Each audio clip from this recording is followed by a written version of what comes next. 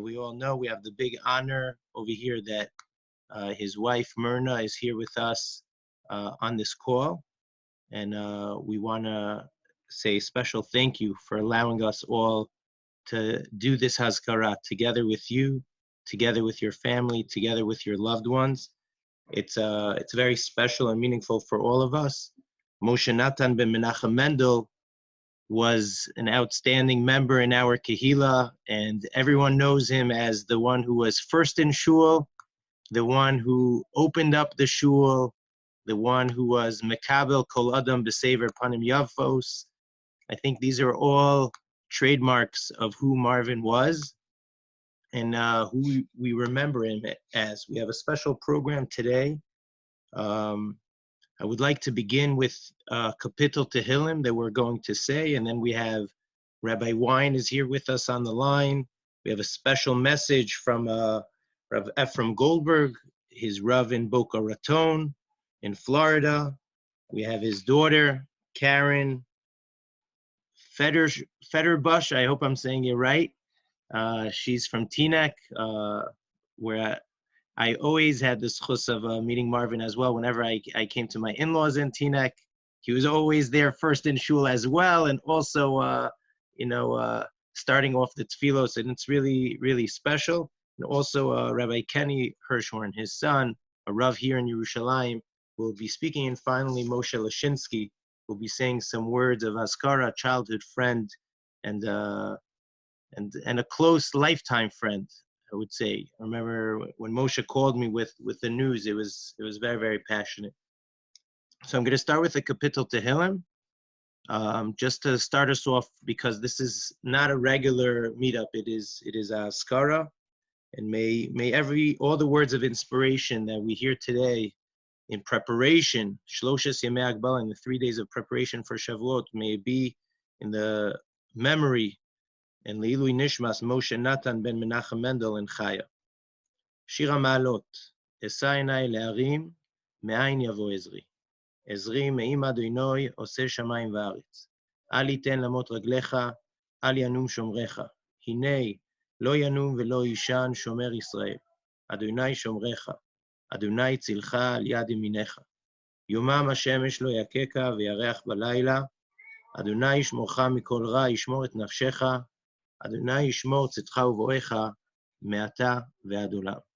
I would like now to ask Rabbi Wein to say a few words of inspiration for us. Rabbi, you're on. You know that life is always bittersweet. In the worst of moments, there's always a touch of solace and comfort. In times of joy, there's always a touch of memory and tragedy. So today in the Hirschhorn family, they had the brit of the next generation. And we're here to commemorate the generation that has just left us. The parshiyot of the Torah here in Chumash Bamidbar, especially the first 3 parshiyos, deal with the Leviim. Now there are 2 types. There are 2 categories of Leviim. There are those that are born to be a Levi. My father was a Levi. I'm a Levi. But then there are those who can become a Levi. The Rambam says in his famous statement, the Chol Boy Olam, he says every human being can be a Levi if the person dedicates oneself to the service of God and man. Then you become a Levi. Marvin, therefore, was a Levi, even though he wasn't born a Levi, and he didn't get an Aliyah as a Levi. But Marvin was always there. He was there for people. He was there for the Rabboni Shalom. Came to davening, Marvin is always there. Came to learning any shir, Marvin is there. And when you needed a favor, I remember I used to call him up at odd times. Marvin, can you pick me up? Can you drive me somewhere? Marvin is always there. Marvin doesn't know what it is to say, I can't. It's too much for me. And within the Levium themselves, there were two categories. There were those that were the Shoarim, who worked in the Beis HaMikdash, who helped make it run. And there were the Meshorerim, those who sang, those who brought life and inspiration and music, if you will, to their task and to the Beis HaMikdash. Whenever you came into the car of Marvin, there was always music playing, classical music. There always was a song there, a melody. It was always something more than just hello. And so Marvin was both. He was from the Shoarim. There was nothing that in the shul that needed someone to do. Marvin did it, right? You go up the daven, Marvin goes up the daven. You need somebody to pass out the kibbudim on Rosh Hashanah Yom Kippur, Marvin will do it. It was a given.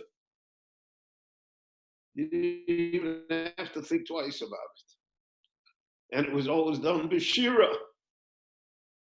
And Marvin was a Talmud Chacham. He studied all of his life Torah.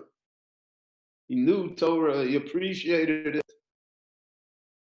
He was zochet to have generations of Torah, of which he was most proud. And he and Myrna built a house, they built a family. Shelo niga lo rik v'lo neged la behola. Life should have worth to it. Should not be an emptiness. And the Hirschhorns have proven what it is not to be an emptiness. It's hard for me to digest the fact that Marvin is not here anymore.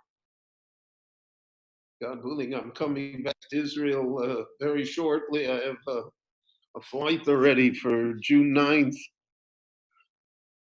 And so I'm not going to be able to pick up the phone and say, Marvin, come get me. Come, let's ride together. It's very hard to assimilate. But Marvin left an impression on all those who knew him. He had generations of students in America. He was a master teacher. He was clever beyond words. He had insight. He was a Moker Rabbanon. He appreciated Torah and B'nai Torah. He was proud of the fact that his was a Torah family.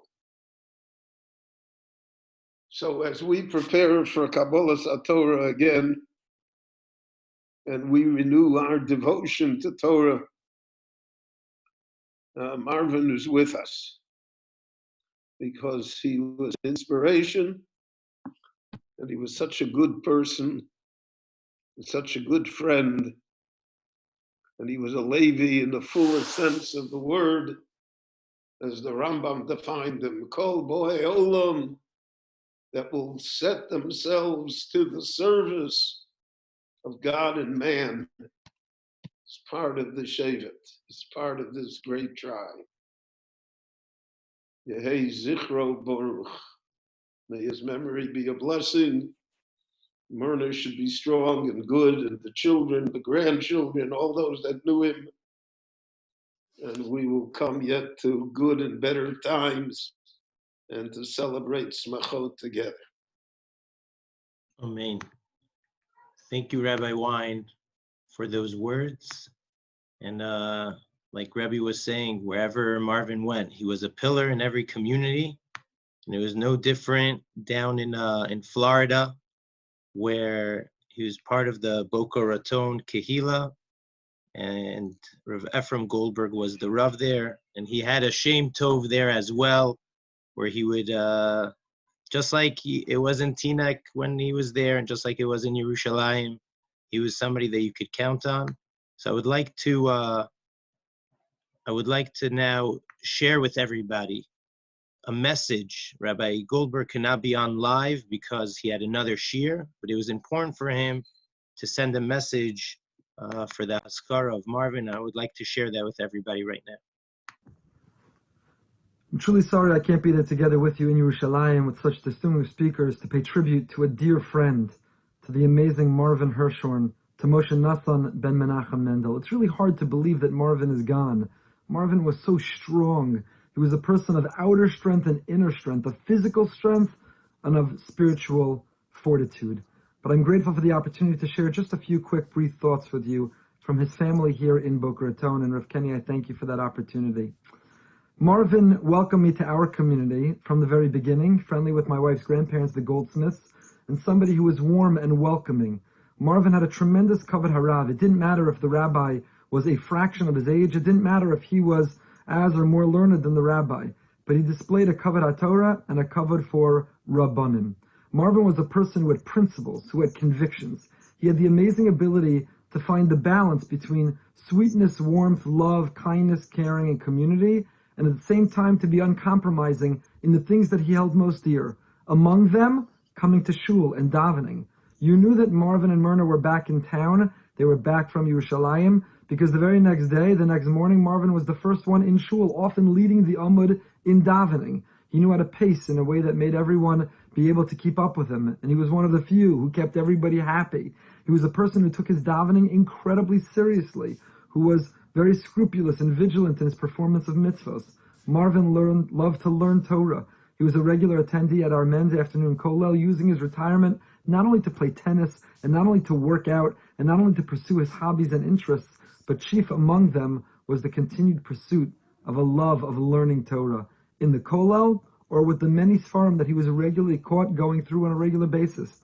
Every Shabbos afternoon, I'd make my way down from the bima heading to Shalashidus, and there Marvin would be, with his book on the back of the chair in front of him, his book always so neatly covered. Every book had a special book cover, had a special bookmark. Every book was pristinely kept. It was a covet, it was an honor that he showed the Torah that he was learning, that he'd loving. And when he came across a passage or an insight that moved him, he was sure to share it with others so it would move them as well. Marvin was generous with his time, with his resources, and with his love to other people. And he will sorely be missed by our community. How appropriate this tribute takes place on the cusp of celebrating Shavuos, Kabbalah Satorah, and a holiday that celebrates honoring Torah in all of its forms. That was Marvin's life. Honoring Torah through his life that he led, honoring Torah through teaching it and sharing it with others, honoring those who stand for and embody Torah. Vayichan Sham Yisrael Neged Ahar, we all know, B'ish Echad V'Lev Echad. This is a holiday that celebrates unity and community. They were Marvin's hallmarks as well, true values that he held dear. Rav Yitzchak Gavorka says the word Vayichan, they encamped, comes from the word Chain. How do we achieve a sense of unity? Vayichan Sham Yisrael. When we see the Chain, the good in others, and that was his life. Moshe Nassan ben Menachem Mendel, you're already sorely missed by our community, and I'm sure by every community that was privileged and honored for you to call it home. We thank you for the lessons that you taught us, and may your neshama continue to have an aliyah.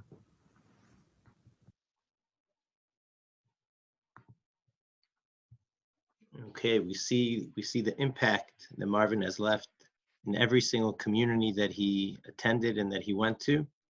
And we have the honor of having his children with us, his daughter Karen and his son Rabbi Kenny.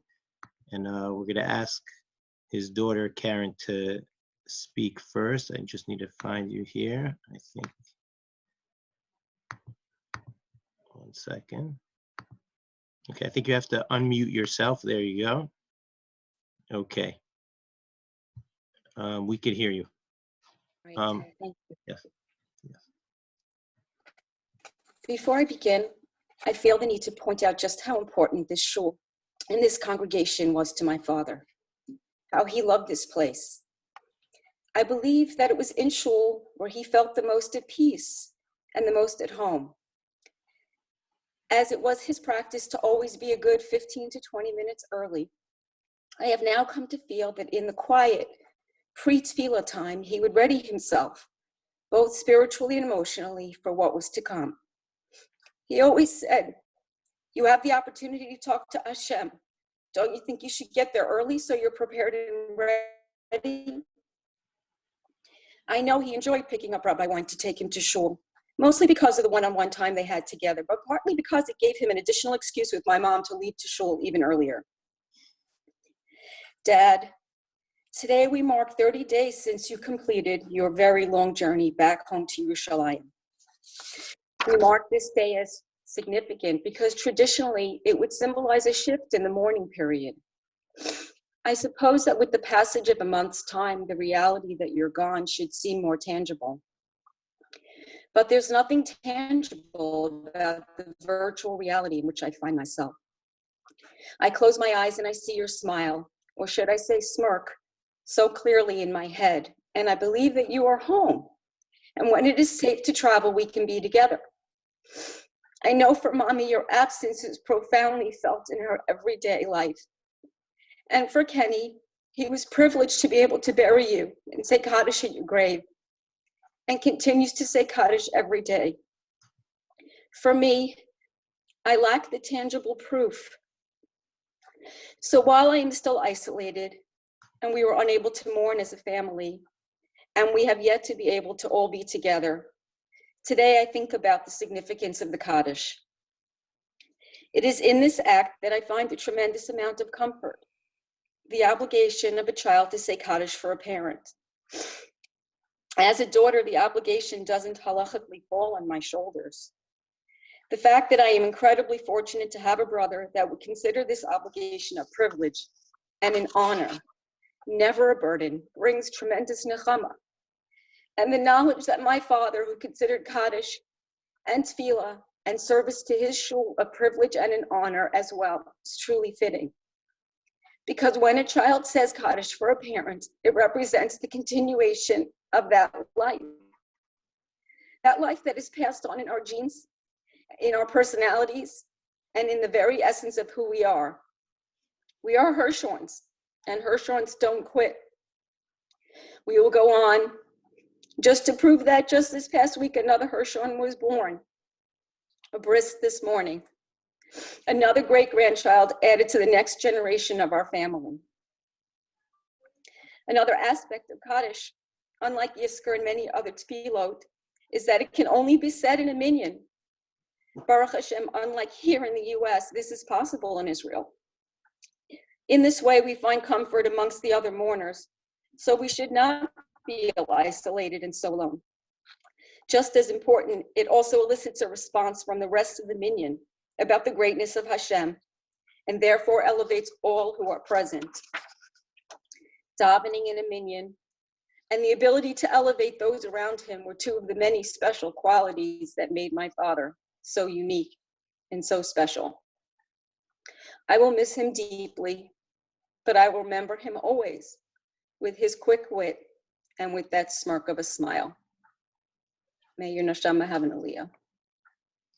Thank you, Karen, for those inspiring words. It really is inspiring.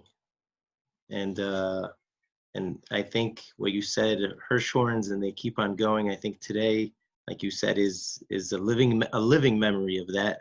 The fact that a great-grandson is born, grandson to Rabbi Kenny, that in itself is a special nechama.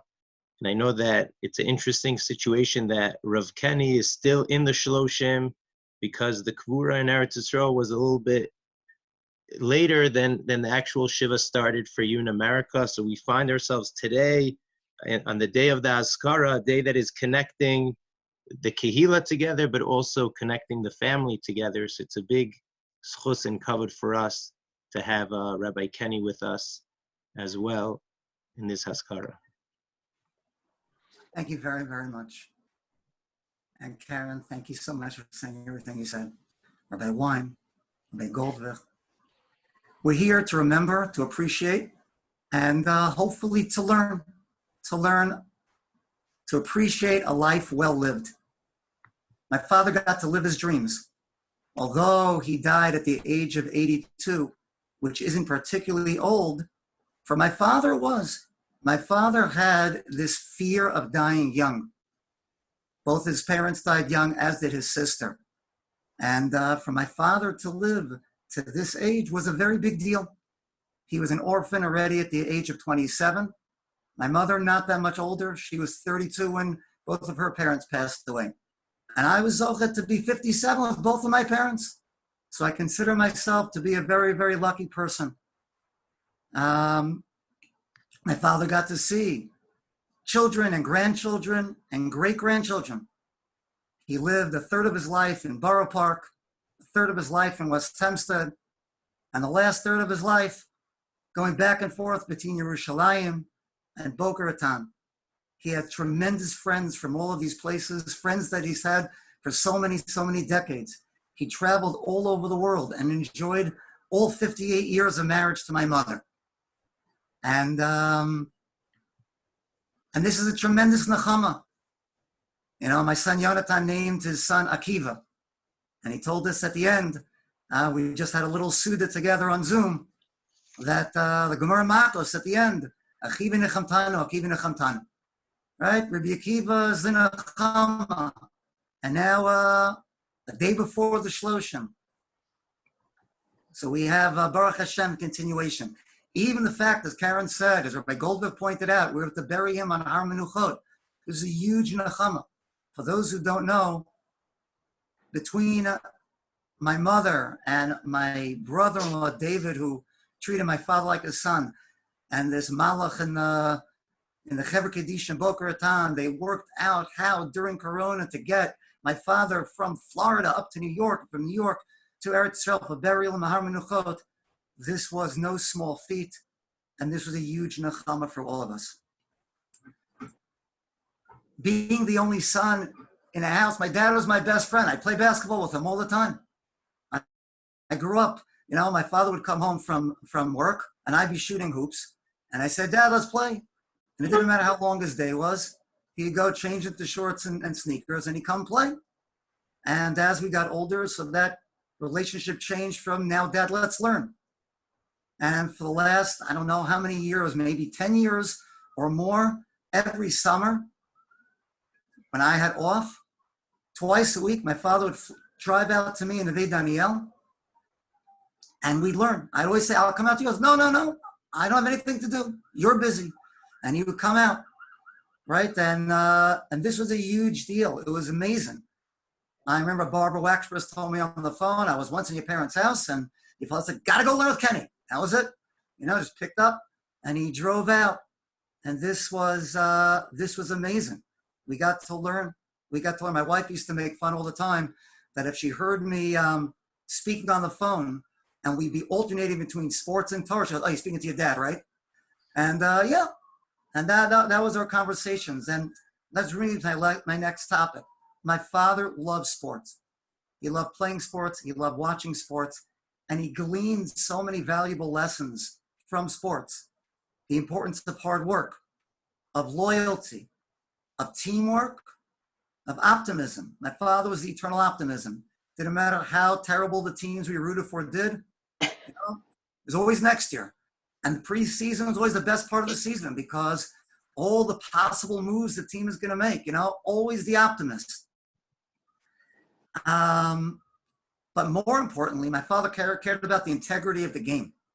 I remember once there was a high school basketball player, I'm pretty sure it's Reggie Miller for those who follow the NBA, who scored 100 points in a high school game. And my father was appalled. The final score seemed like 142 to 36. And he wrote a letter to the editor, where's your sportsmanship? This is what it's all about. And he was so upset. And this was my father. He played the game hard, but he played like a mensch. And during Shiva, when people from the community, from the building, phone calls, emails, this was the common theme. My father's sense of humor and my father being a mensch. Karen told me one of the most moving stories. I'm getting chills now. a person from her community in Teaneck, someone that clearly knew my dad, because every time he would come to visit, he'd go over and he'd talk to my dad. So, but she didn't know anything that much about him. During Shiva, he calls up and he says that when my father was still single in Borough Park, he ran a basketball league back in Borough Park in the day when people played basketball. Okay, so there's a basketball league. And one guy told Karen that he was a particularly troubled youth. He got to fights all the time. And now Baruch Hashem is a basketball league. He had a place to put his energy. So age 14, 15, he played in the league. Age 16, my father went over to him and said, I need an assistant. I need an assistant. League's getting bigger. I need an assistant. Now, we have no idea if he needed an assistant or didn't need an assistant, but he tells this kid, I need an assistant. At the end of the year, he tells Karen with tears that my father wrote him a letter complimenting him for a job well done. And he said it was the first time in his life he ever got a compliment, and let alone in writing. And then, I'm getting real chills when I say this, he told Karen, I still have this letter. 60 years later, I still have this letter. And when this corona's over, he's going to show it to my sister. And, mostly my father's love for sports kept him young, kept him really young. My son Yonatan once said to him, Grandpa, when I get old, I want to get old like you, right? My father seemed not to age. And he was very laid back, very straight shooter, said what was on his mind. Those of you who know him know exactly what I'm talking about.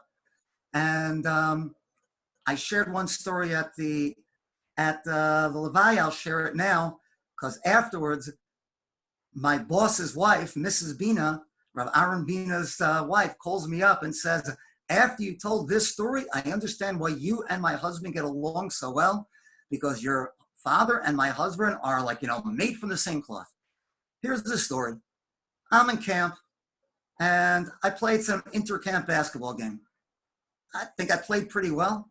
And after the game, the doctor from the camp who watched the whole game came over to me and said, you're a good ball player, but your dad was better. So I'm like 14, 15. I have these mixed feelings. On the one hand, I'm very proud that he said my dad's so good. On the other hand, I'm like, why do you have to put me down? So I call my father on the phone. I tell him what he said. He tells me, what's his name? I tell him. He says, he was a putz then, he's a putz now. And that summed it up. And that made me feel so much better.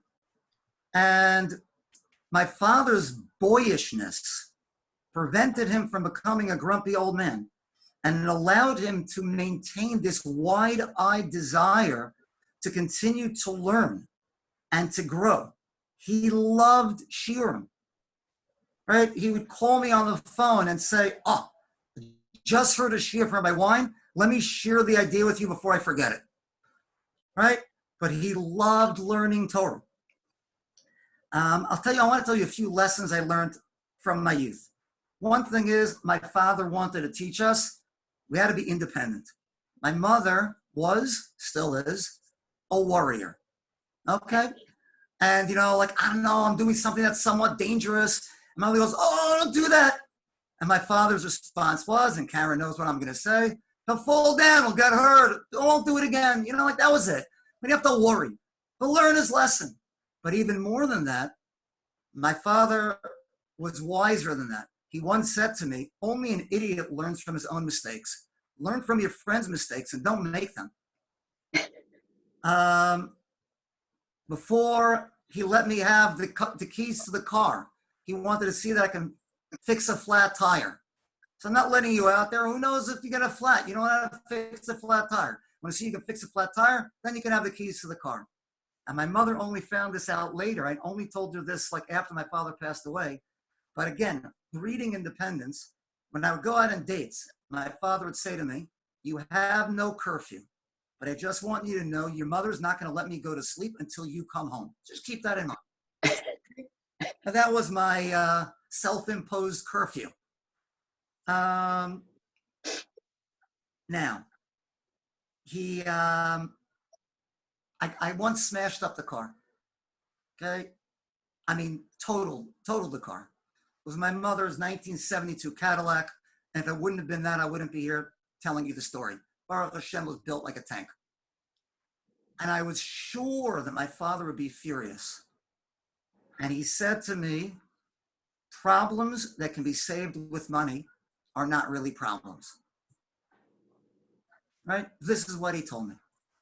When my son Yonatan went off to work in Kiev in the University of Maryland for JLIC, he told Yonatan, take your job very seriously, but never take yourself very seriously.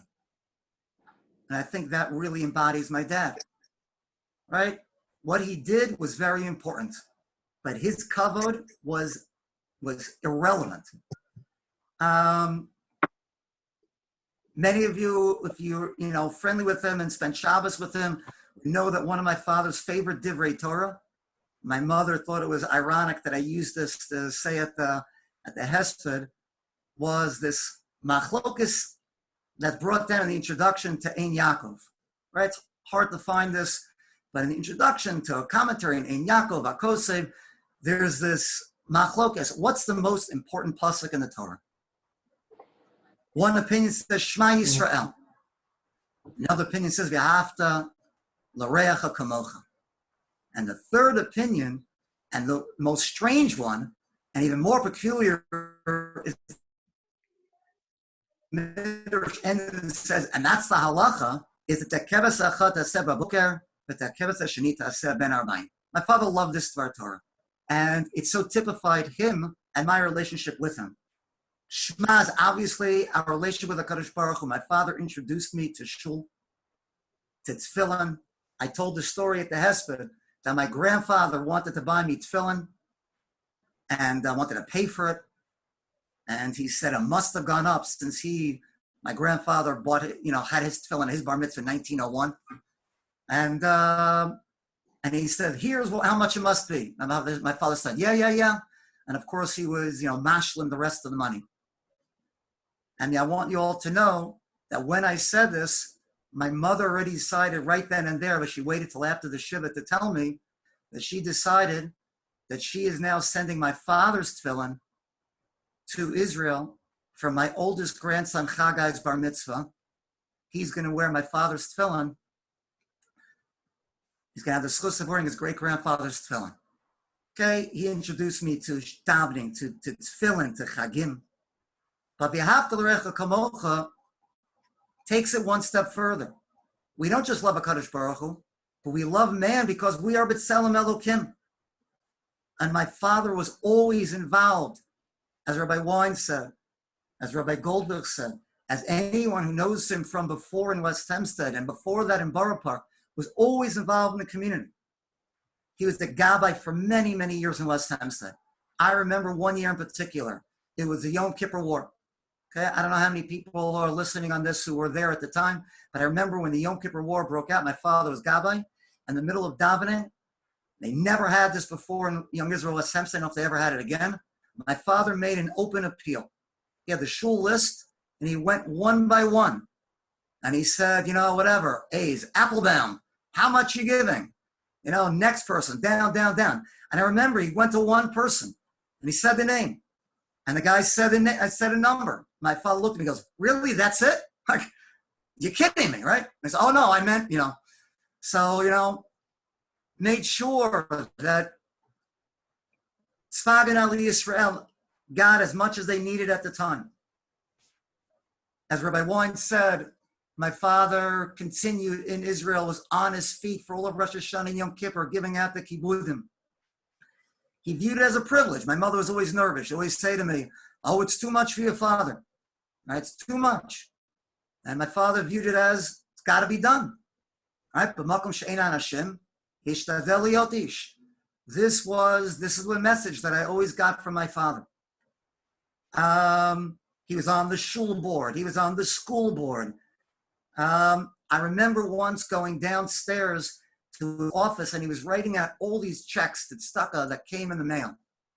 And I remember remarking, saying, how could anyone not give Meiser Ksafim when clearly, there's so much stuff that comes in the mail and you write checks all the time? Little did I know that not everyone wrote checks all the time. And many people just threw that in the trash. But for me, it was like obvious. Okay, my father, people asked for money. He sent money back. And he taught me to be a productive member of the community. But family is always time for family. We were very lucky. Both my parents were teachers, and because of that, we always had vacations together. And we got to do so many quality things together. Even my father's choice of a teacher meant, teacher is someone who's involved, someone who gives. So I got a few phone calls. One person told me my father was teaching English in Mesivta, Long Beach, and his father forced him to go, and he didn't want to go, and it was terrible. But the highlight was going to my father's English class because he could at least relate. There was one person normal that he can relate to. Karen and I were discussing, my father was like a dean in public school. Who knows how many people's lives he changed. He would deal with teenage pregnancies and all sorts of crazy things were going on in public school.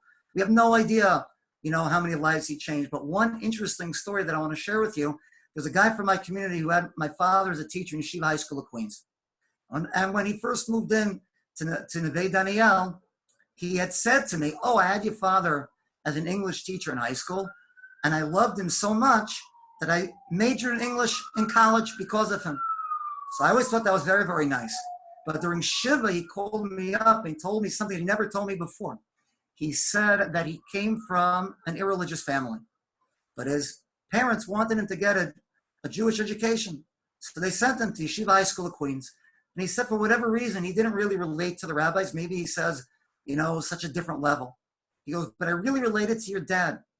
And every so often, your father would just stop what he's doing. He's in the middle of teaching Moby Dick, and he would just talk to us on the importance of Shabbos. Because, as anyone who's a teacher knows, we don't teach subjects, we teach students. And clearly, my father was passionate about this, and he shared this with his students in his English class. And this guy in my community said to me, if I'm Shomer Shabbos today, it's probably more because of your dad than because of any of the Rabbanim that I had. If, as I said before, B'makom she'ein ish, yishtadel liot ish. So my father was definitely an ish, or as my kids would say, he was a gever. As a teacher, he had time to not just play ball with me, but he and my mother would come to all my league games. My father even coached me. He coached me in basketball. And I remember once, I hadn't been in school for a few days. I had a very high fever, I don't know if I had the flu, but I hadn't been in school for a few days. But we had a game that night. And I was coming down the stairs in my uniform, and my mother was, where are you going? And I was saying, I got a game. My father looked at my mother and said, no, I'll only play him if I need him. Right? And of course, I played the whole game because we knew what was more important. Obviously the game was important, even if I would miss another couple of days of school. And then we come to Keves Achad. What's that all about? The Maharal explains consistency shows what it means to be an Eved Hashem. As the Sefer Chinuch said, Achrei ha'pu'ulot nimshachot halavavot. Marriage has romantic love, and it's great, but it's short-lived. True love is commitment, loyalty, reliability, consistency. My father, as everyone mentioned, was always at Minyan, always early. I knew when I came into shul, I knew where to find him. He was same sukkah as Zimmer. Okay, lots of people ask me, you're a rabbi in Israel. How come you don't go by your Hebrew name? And I'll let you in on a little secret. My Hebrew name is Chaim and has a negative connotation for me. Because any time I would come, even a little bit late to shul as a kid growing up, my father would say to me, Reb Chaim, don't you think you can get to shul on time? I was Kenny all the time. When I came late, I was Reb Chaim. So it's always like, Chaim means I'm doing something wrong. My father has always svarim in his talis bag, often more than one. The sefer that he learned before davening began, the sefer that he learned in between the aliyot. And the consistency transferred to every part of his life. He played tennis 3 times a week. He worked out on the other days. He once came to learn with me in the summer. There was a heat wave. And I said, Dad, you didn't play tennis today, did you? He goes, well, of course I did. The courts were open. Of course the courts were open. No one else is going out in this weather. But except for my father. You know, Karen mentioned the phrase, my son Ron was in a high school that in 9th grade, his first year in the high school, they had, every year, this high school had this 10-kilometer run, which is pretty much uphill. 2 years I did it with him. And he told me 9th grade, he was running this marathon and it was hard. And towards the end, he was about to stop, but he said, Hirschhorns don't quit. And he got that from my father. My father had 2 regrets in his life. One regret was he didn't go to Yeshiva University. My father was a terrific basketball player, and he had a scholarship to play at YU. But he said to me, yeah, I'm 5'6". I'm not going to be playing basketball the rest of my life. So he didn't go. And he said, who knows? Had I gone, maybe I'd be able to learn Gemara without the need of an art school. Second regret. In the 70s, my parents really thought seriously about making Aliyah. Okay? In the end, it didn't happen. My grandparents were still alive. The timing wasn't right. But at the age of 54, my father retired as early as he could. And my parents moved to Israel. My father lived out his last 28 years in Yerushalayim. He used to joke, I belong to the only kol in Yerushalayim where instead of getting paid, I have to pay. But he loved learning. And he loved his Sfarim. And he has hundreds and hundreds of books. I've had this course the last half year. We've been living in my parents' house. I'm now talking from my parents' study. And every book that I open up, there's underlined, there's bookmarks, there's, my father was very proud of the fact that as the years went on, he was able to start learning things in Hebrew. So all of his Hebrew Sfarim, he'd have all the English words he'd be looking up. And all his Rav Soloveitchik books, looking up all the English words that, you know, he didn't know what it meant either. Right? Me, I'm just like, oh, so I understood most of what Rav Soloveitchik's saying. And I'm okay with that. No, I was looking up every single word because that's what he did. Whatever he did it to the best of his ability. He read and reread every book, bookmarks in it. Most of the bookmarks are telecards for those who remember what those are. You know, sometimes they're key cards from the different hotels that they stayed in. But every single book read and reread. Now, this didn't just stop happening. It happened because my father always had tremendous kavod for his rabbanim. He viewed as a privilege, as Karen said, to drive Rabbi Wein to shul. We're all touched. My father moved out of West Hempstead 28 years ago. When Rabbi Kellemer from West Hempstead heard how my mother was able to get my father from Florida up to New York, Rabbi Kellemer and my brother-in-law, David, met my father at the airport, and each one gave a hesped to an audience of one. And they said to him until he was loaded on the plane. 28 years he'd been at West Hempstead. Rabbi Kellemer, it says a lot about Rabbi Kellemer, but also says a lot about my father. Rabbi Kellemer went out in the middle of Corona to do this. 2 stories I remember from when I was a kid in West Hempstead. Rabbi Gold was speaking in the shul. It was the old shul, which was basically a house. And kids were playing outside, and it was getting really, really loud. And my father felt bad. Rabbi Gold was speaking. So he walks out in the middle, and he didn't realize, he had shut the door, but he didn't realize the windows were open. Everyone hears him. My father yells, everyone shut up and get out of here. Right? Rabbi Gold makes some comment. Only a teacher can, take care of things like this. When he came back in, he was sort of laughing. He had no idea why, but, covered for Rabbi Gold. Of course, he had to go and shut everyone up and get him out of there so he can finish with his drasha. Another story I remember, I saw my father talking to Rabbi Gold after shul, and then we walked home, and I said, what were you talking to Rabbi Gold about? And he said, I told Rabbi Gold that I know you must have had a tough week, and that's why you didn't give your drasha. But I just want you to know, for a lot of people in our community, that's the only Torah they get all week. So my father, it wasn't, too much for him to actually give Musar to the Rabbanim that he had so much covered for, if he felt that it was necessary. Rabbi Blau from YU was a high school classmate of my father. And he called me up to tell me, in high school, they really were in two different worlds. Rabbi Blau was, Rabbi Blau in training. He was learning all the time. My father was playing basketball all the time. And he said years later, my father was teaching Yeshiva High School of Queens. Rabbi Teitelbaum had passed away. And the Rabbi Blau was coming to the Levaya. And he said, here I am, the Levaya doesn't start on time. And I'm schmoozing with all these people. And I see someone that looks familiar. And sure enough, it's Whitey Hirschhorn. And he's learning from a sefer.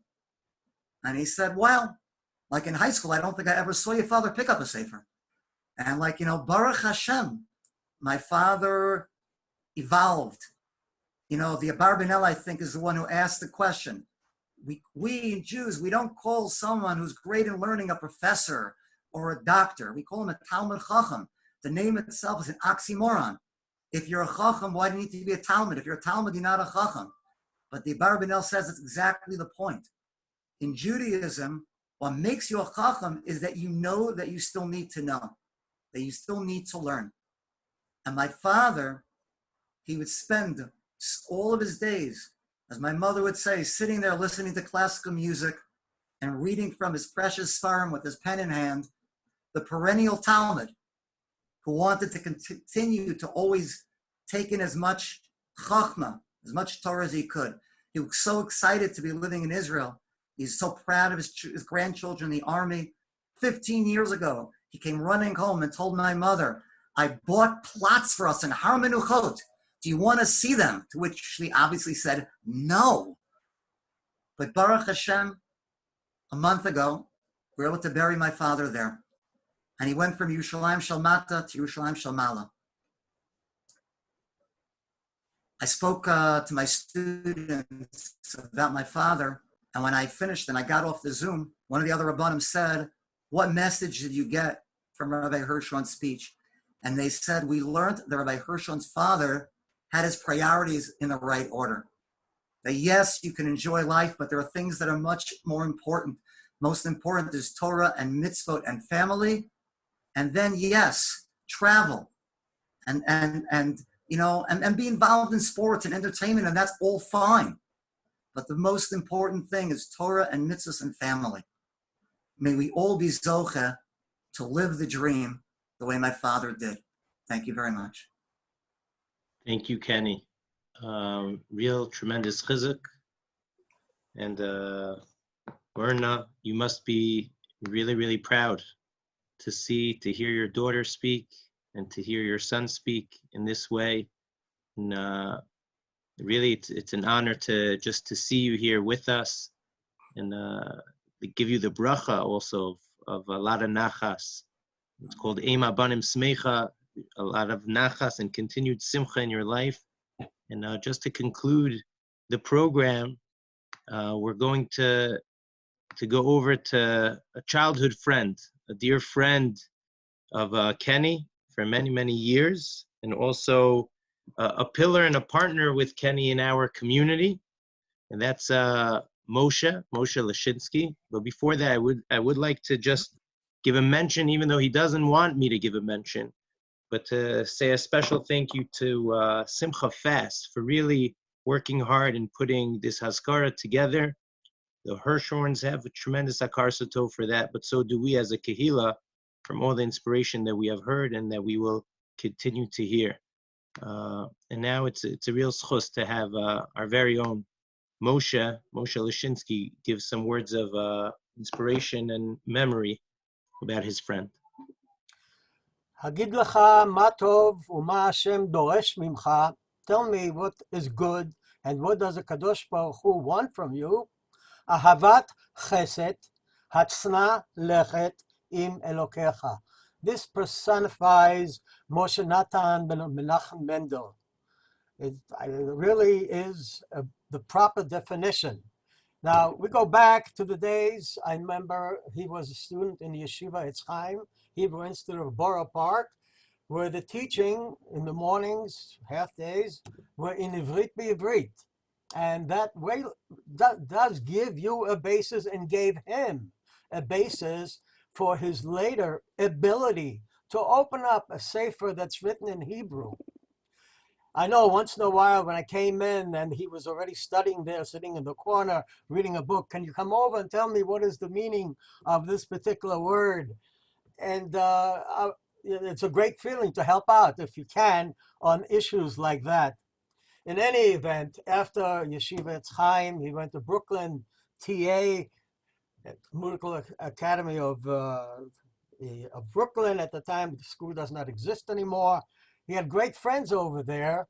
One of his friends was Avi, or Alan Dershowitz, who remained his friend even at times when even at these days when he came to Israel. He always got in touch with Marvin, and it just shows the personalities that he was associated with during his early childhood. He, of course, went to college, Brooklyn College, I assume it was, and he became a teacher, went to the army, was a youth leader in the Young Israel of Borough Park when it was still Borough Park, and was one of the largest Young Israels, and he did a tremendous job there with the children. Eventually, with the young married couples, he was involved also in the Young Israel of Borough Park.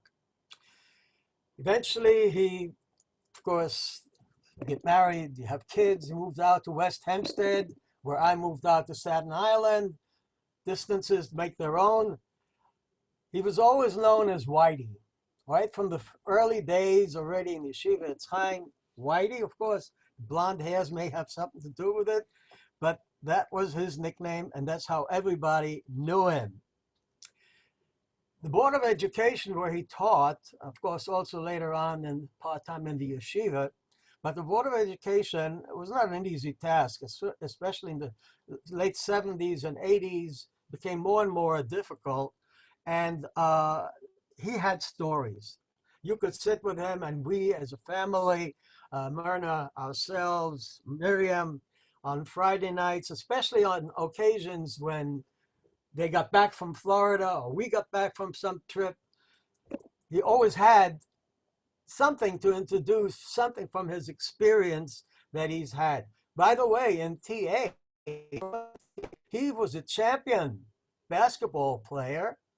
And of course, like it was mentioned already before, here in Israel, his primary sport was tennis. So a sportsman, he definitely was. But as years went by, he got, obviously, as he retired, in 1992, that's when they came to Israel, and this is how it happened. On one particular day, Shabbat noontime, we met a mutual friend in Katamon, and that's where it all got started again, and it didn't have stopped since then. We, from that particular point, of course, I met Ruby Davidman, Alav Shalom, and we got involved in our shul, became more and more American, and then, of course, also Marvin got into it. And what did Marvin do for our shul? Can't be described how easy. It's a very difficult task to get people to daven certain portions of our prayer. And not only on Shabbat, also on weekdays. Psukei de Zimra, that was his strong point. He never had a problem with that.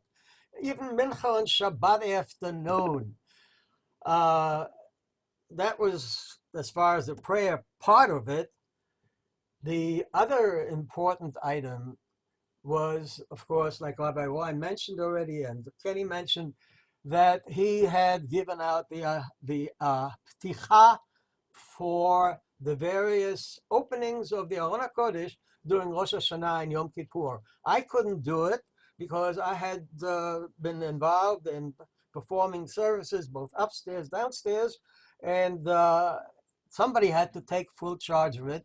You have to have control, who you gave, who you didn't give, what to give, who gets Natan Tokef. Now you have to have a certain sense for that. And he was par excellence on judgment of people. But that wasn't all, and many people don't know it.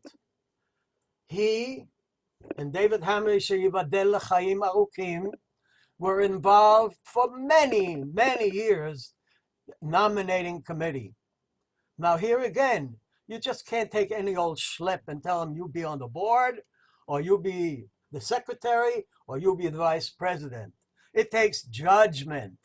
And he had that particular judgment, and he always did a great job. And with little consultation, he didn't have to consult because it always worked out perfectly well.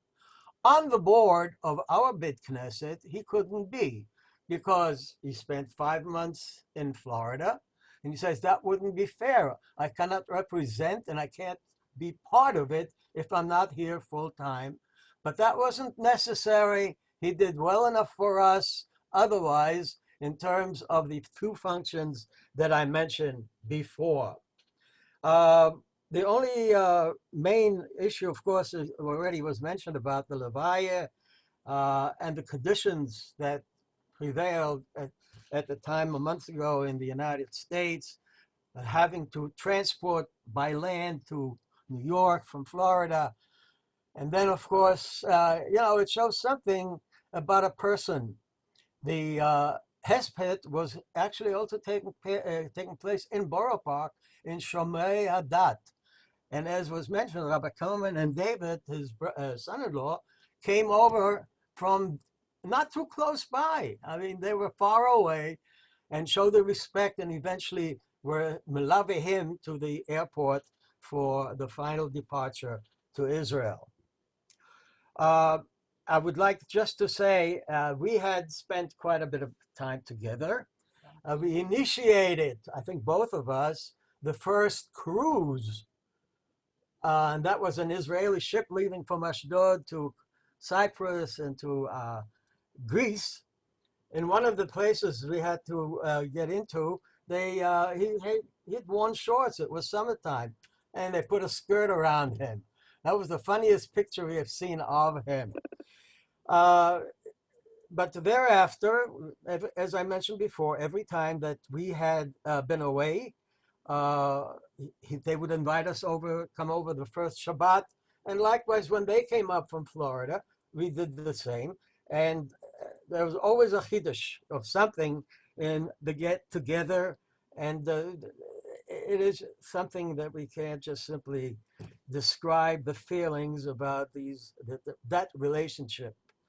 I would like, being that the hour is late, I should simply like to say that the nechama for Karen and Kenny are the children and great children for Kenny.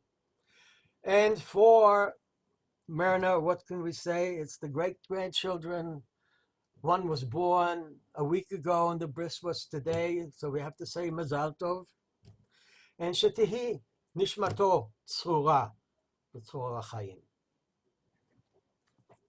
Thank you, Moshe, for your words and the way that you bring it together also from your angle and from your upbringing.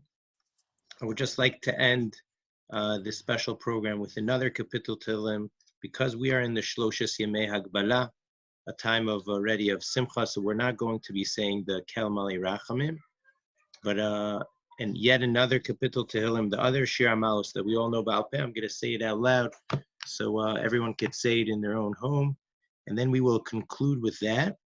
If you would like to send messages to Myrna, to Kenny, to Karen, you could send on the chat. I'm also, after the Shir HaMalos, I'm going to unmute everyone, so you could also do it in person. They will stay on the line to read the chats, and they'll be able to see it. And this way we could all share in this circumstances to the best of our ability, to really connecting. And I think the fact that we've had pretty much 90 people on here for the whole Hazkara shows how many people in our Kehila feel so strong and such a strong connection to Marvin. Shir HaMalot, Mima Makim Kirasicha Adonai, Adonai Shima Bekoli, תהיינה אוזניך קשובות לכל תחנוני. אם עוונות תשמור יד, אדוני מי יעמוד, כי עמך סליחה למען תברא. קיוויתי אדוני כפתה נפשי ולדברו אוכלתי. נפשי לאדוני משומרים לבוקר, שומרים לבוקר. יחל ישראל אל אדוני, כי אם אדוני החסד והרבה עמו פדות, והוא יפדה את ישראל מכל עוונותיו. תהא נפשו צרורה בצרור החיים. May the neshama of Moshe Natan and Menachem Mendel and Chaya have an aliyah to the neshama, and may we take the inspiration that we heard, the stories of his life, and of his commitment to his family, to Torah, to Tefillah, to being there, to being Mechabed Talmidei Chachamim, Mechabed the Torah, and may we take inspiration from him into our lives, especially during these times, the times that we're slowly coming back to shuls, and Hashem told us, okay, you can't go to shul nowadays. Maybe he wanted us to get that inspiration now. And now as we're slowly coming back to our shuls, Halavai, Kulei Ve'ulai, if we will be like Marvin and show up the way he showed up to shul and show up the way he showed up to David, with that excitement and with that, coming to meet the big boss every day, with that feeling, halavai, we should all be zochet to re-enter our shuls like that. And I believe that will be in itself a tremendous schus for his neshama and aliyah for his neshama, and a schus for all of Am Yisrael if we're able to do that. So thank you very much. I'm going to unmute, and if you would like to send comments in the chat, you could, but you could also try to do it through the communal conversation. Everyone.